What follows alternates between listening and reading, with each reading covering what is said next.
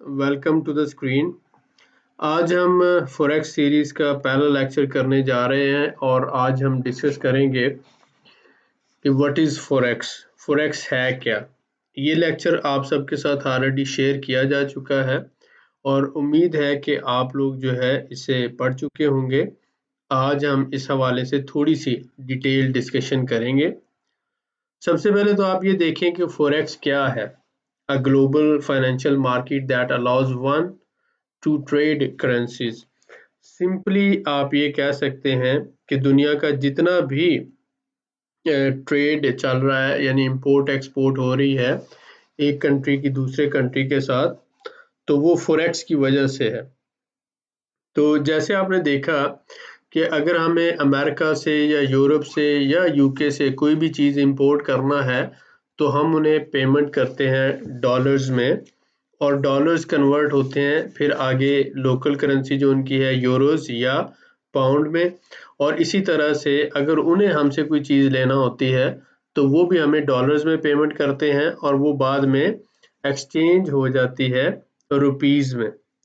तो ये एक फॉरेन करेंसी एक्सचेंज का प्रोसेस है जिसमें ये जितने भी पाउंड हैं, यूरोज हैं, डॉलर्स हैं, येन्स हैं, ये सारी करेंसीज जो होती हैं ये एक दूसरे में चेंज होती हैं।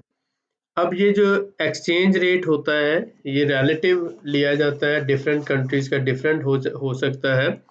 अब जैसे आजकल पाकिस्तान में आपने देखा कि पाकिस्तान में करेंसी जो है वो डॉलर की वैल्यू बढ़ रही है और पाकिस्तानी करेंसी की वैल्यू जो है वो डाउन जा रही है। तो इस तरह से मुख्तलिफ ममालिक की जो करेंसी है उसके रेट डिफरेंट होते हैं जिसको हम फॉरेक्स रेट भी कहते हैं। तो फॉरेन एक्सचेंज एक मार्केट है पूरी दुनिया में जिसको हम फॉरेक्स मार्केट कहते हैं और ये दुनिया की सबसे बड़ी फाइनेंशियल मार्केट है।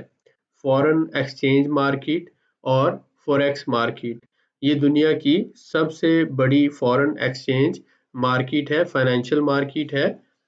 अब इसमें क्या होता है, the FX market is global decentralised market where the world currencies change hand, exchange rate change by the second, so the market is constantly in flux. लगातार इसमें जो है ट्रेड हो रही होती है और लगातार जो है वो बिजनेस हो रहा होता है। ये 24 आवर मार्केट है। अब देखते हैं most of currency transaction that occur in global foreign exchange market are bought and sold for speculative reasons. इसमें स्पेकुलेशन आप सबको पता है कि मसनूई तौर पर किसी चीज़ की डिमांड बनाना और उसे बढ़ाना, इसको स्पेकुलेशन कहते हैं। और आप देखते हैं currency traders also known as currency speculators, they buy currencies hoping that they will be able to sell them at higher price. तो इसी से ये जो है मार्केट ग्रो करती है, फंक्शन करती है। अब देखिए कंपेयर टू द मैस्ले, अब इसमें आपने देखा 22.4 billion per day volume of the New York stock exchange है। और इसी तरह से foreign exchange market looks absolutely enormous with 6.6 trillion. 1 trillion जो होता है इसमें तकरीबन आप ये देखें 1000 बिलियन होता है।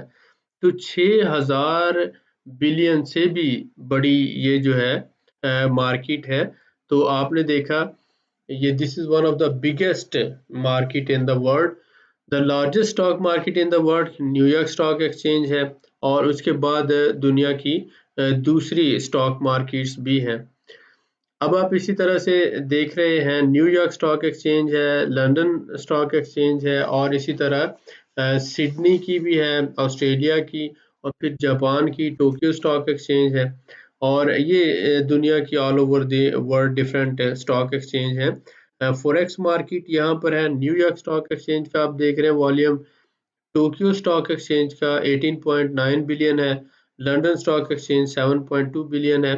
तो सबसे बड़ी इसके अंदर आ जाती है न्यूयॉर्क स्टॉक एक्सचेंज जो दुनिया की सबसे बड़ी स्टॉक एक्सचेंज कंसिडर होती है।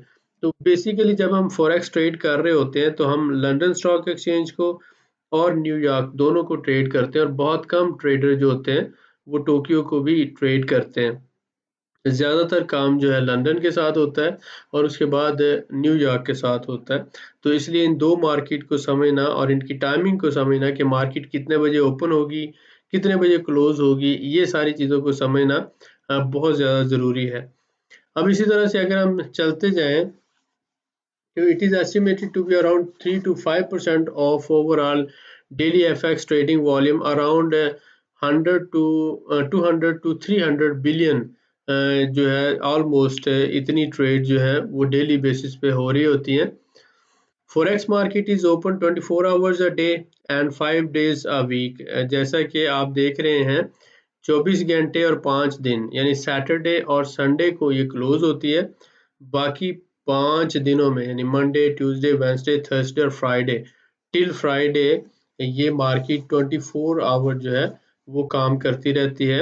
और स्टार्ट होती है जैसे आप कह लें ऑस्ट्रेलिया से, और न्यूजीलैंड ऑस्ट्रेलिया से शुरू हुई, फिर ये आती है टोक्यो और जापान, ये सो ऑन वहाँ, और वहाँ से फिर ये लंदन स्टॉक एक्सचेंज, और लंदन के बाद ये ट्रैवल करते हुए जाती है न्यूयॉर्क स्टॉक एक्सचेंज।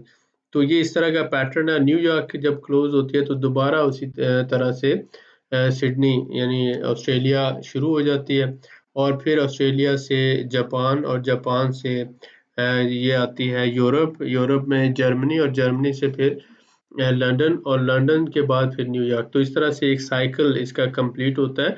24 आवर की मार्केट है। आप इसमें मैक्सिमम जो ट्रेड करते हैं वो लंदन स्टॉक में किया जाता है और उसके बाद न्यूयॉर्क स्टॉक एक्सचेंज, ये दोनों स्टॉक एक्सचेंजेस में ज़्यादा वॉल्यूम जो है वो ट्रेड होता है। तो फॉरेक्स से मुराद क्या है? ये फॉरेन करेंसी एक्सचेंज, आप कह लें FOR फॉरेन से लिया गया है और एक्स जो है वो एक्सचेंज से लिया गया है। ओवरऑल आपको ये समझने की ज़रूरत है कि दुनिया की बहुत बड़ी मार्केट है, फाइनेंशियल मार्केट है, और इसमें दुनिया के जितने भी बड़े-बड़े बैंक्स हैं वो इसके अंदर इन्वॉल्व हैं, और जितनी भी ट्रेड होती है इंपोर्ट एक्सपोर्ट वो इसके बगैर मुमकिन नहीं है, और जितना भी दुनिया में ट्रैवल होता है वो भी इसके बगैर मुमकिन नहीं है। तो दुनिया आपस में जितना भी बिज़नेस करती है, चाहे वो इम्पोर्ट एक्सपोर्ट हो, चाहे वो ट्रैवल हो या बार्टर हो या कुछ भी हो, वो सारे का सारा फॉरेन एक्सचेंज यानी फॉरेक्स की सूरत में कैश में कन्वर्ट होता है, और ये दुनिया के जितने भी बैंक्स हैं, वो सारे आपस में इसी तरह से ट्रेड करते हैं। आज से 20-25 साल पहले ये सिर्फ फाइनेंशियल इंस्टीट्यूशन जिसे बड़े-बड़े बैंक्स कहते हैं, वही आपस में फॉरेक्स ट्रेड करते थे। लेकिन उसके बाद रिटेल ब्रोकर्स और रिटेल ट्रेडर्स जो हैं पिछले 20 सालों से इसमें एंटर हुए, और पिछले 20 सालों से रिटेल लेवल पर भी इस पे काम हो रहा है। इसमें आप ये समझ लें कि 98% ब्रोकर्स जो हैं वो एक तरह का स्कैम और गैम्बलिंग कर रहे हैं, लेकिन कुछ 2% के करीब ऐसे ब्रोकर्स हैं जो सही काम कर रहे हैं रिटेल लेवल पर। तो हमें ज़रूरत होती है अच्छे ब्रोकर के साथ काम करने की, और अपने जो है लेस मार्जिन के अंदर रहते हुए आप प्रॉपर जो है इसको सीख कर समझ कर करें, और ग्रीड जो है यानी लालच पे कंट्रोल करें। सेल्फ कंट्रोल इसके अंदर बहुत ज़्यादा अहम है। अगर आप थोड़ी सी गलती करेंगे तो बहुत ज़्यादा नुकसान उठा सकते हैं। तो ये छोटी सी एक इंट्रोडक्टरी वीडियो थी। ये लेक्चर 1 था, और इसी तरह से हम इंशाल्लाह कोशिश करके अपने लेक्चर जो है वो कंप्लीट करते रहेंगे। मिलते हैं नेक्स्ट वीडियो में। दुआ में याद रखें। बहुत शुक्रिया।